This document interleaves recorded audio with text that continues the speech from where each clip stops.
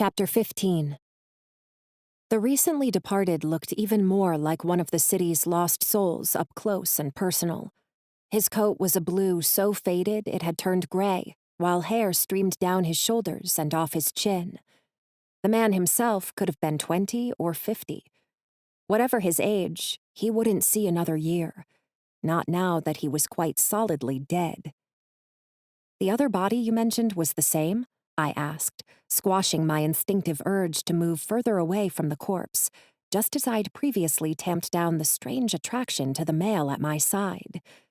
But even though my living mother had imbued in me a healthy hesitancy about touching dead bodies, her ghost was more interested in deciphering the puzzle before our eyes. "3 people gathering can create wisdom," Mama whispered. And at that same moment, Gunnar replied, "Same baking soda, different setting. We're looking for a serial killer now." As he spoke, he nudged the corpse with one boot tip, toppling the body over from its side onto its back.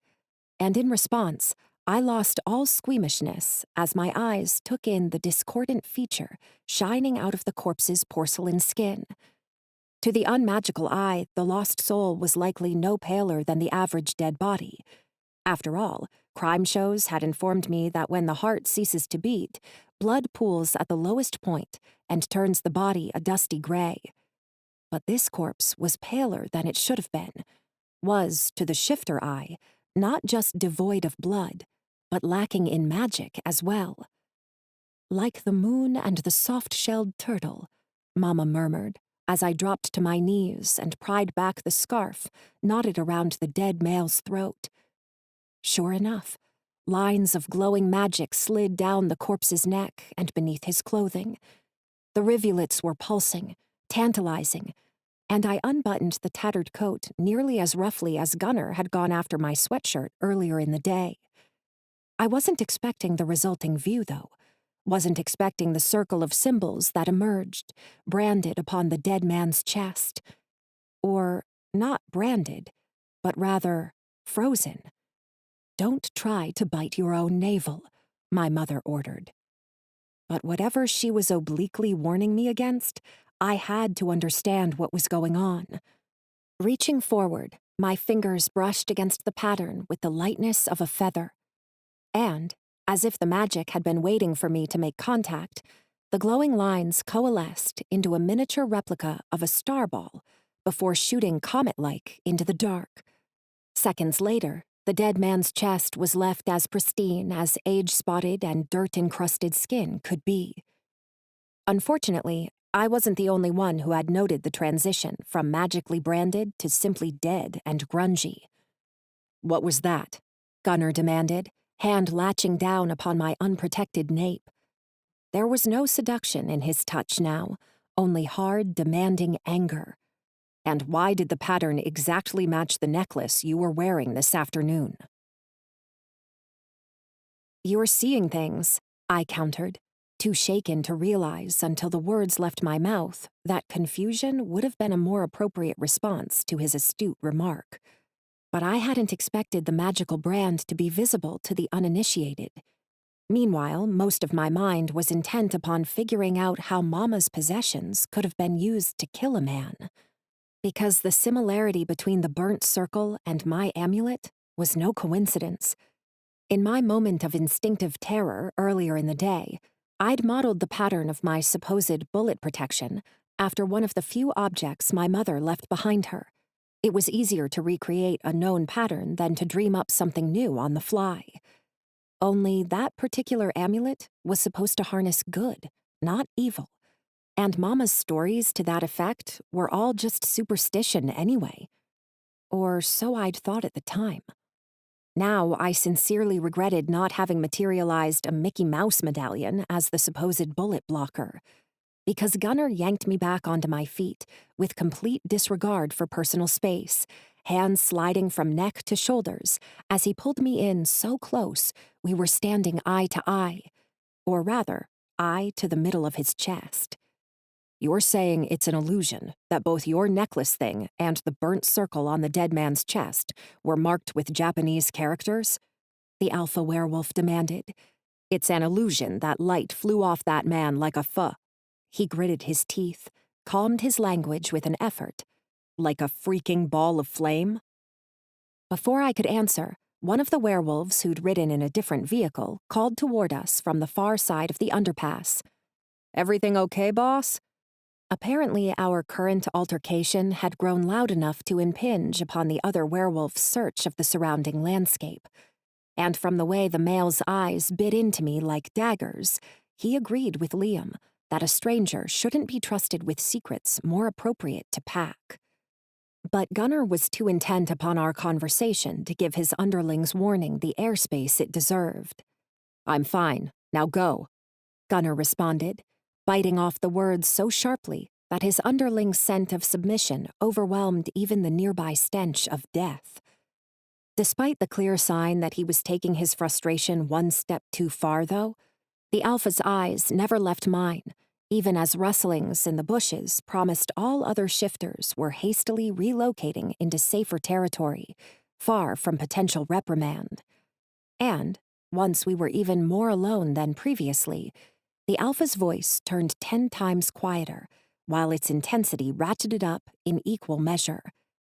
"Explain," he ordered, for my ears alone. The compulsion would have drawn a flood of words out of a submissive werewolf, but my fox heritage cut the command's effects down to a mere itch atop my skin. Still, I didn't like being threatened, and I didn't like the way Gunnar's hands turned into manacles, biting into my upper arms, either. So I found myself spitting out inappropriate comments, without passing the idea first by the more rational centers of my brain.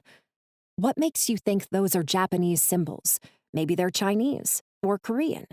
What, you took one look at my slanty eyes and assumed I was a geisha? Racist much?"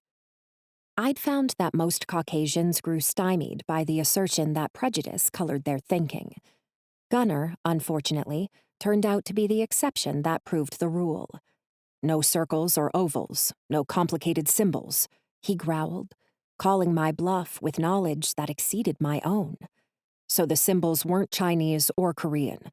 They were Japanese, just like you." Japanese, like all fox shifters. Japanese, like the bane of werewolves' existence. I shivered, wondering for the first time whether Gunnar's interest in me had ever been attraction, or if he'd been suspicious of my heritage from the moment we first met. For his part, Gunnar paused for only a moment, pushing further into my personal space, until his nose nearly touched my suddenly sweaty forehead. "If you have nothing to hide," my companion murmured, his gravelly voice turning almost sweet with anticipation, "then show me your necklace thing, so I can compare it to what was on the dead man's chest." As if he expected there to be bloodstains on the amulet, or for the necklace thing to have gone missing during the several hours in which the corpse at our feet turned from living being into so much dead meat. Unfortunately, I couldn't think of another way to get Gunnar's hands off me. He'd proven already that I couldn't outfight him once his vice-like fingers bit down, and my vulpine disinclination to being constrained was already making it hard to breathe. So I fought to keep my inhales steady, hoping the night was dark enough to hide both the red on my cheeks and the fist-sized mass I'd magically yanked out of the sword, sheathed by my side. Only when the amulet materialized around my neck, with a near-audible pop of displaced air particles, did I wince, the ice of its recently used magic burning against my skin. "It's an amulet," I informed the handsy Alpha, pulling the heavy circle out from beneath my clothing, while subtly pushing my companion just a little further away. "And it looks nothing like what was on that dead man's chest.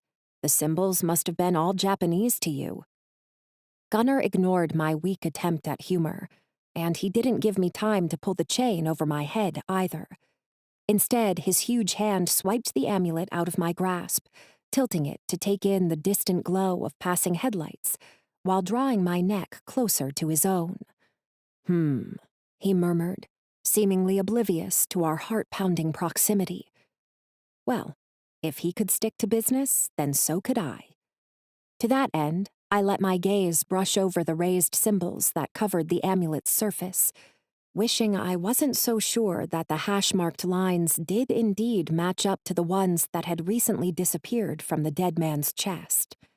But before the overbearing Alpha could debrief me further, another werewolf emerged out of the darkness, inches from my left side. "You'll want to see this, boss," the newcomer murmured, eyes narrowing only slightly as he took in my proximity to his Alpha. "There's a footprint on the east side of the overpass. Scentless, small, but most definitely made by a wolf."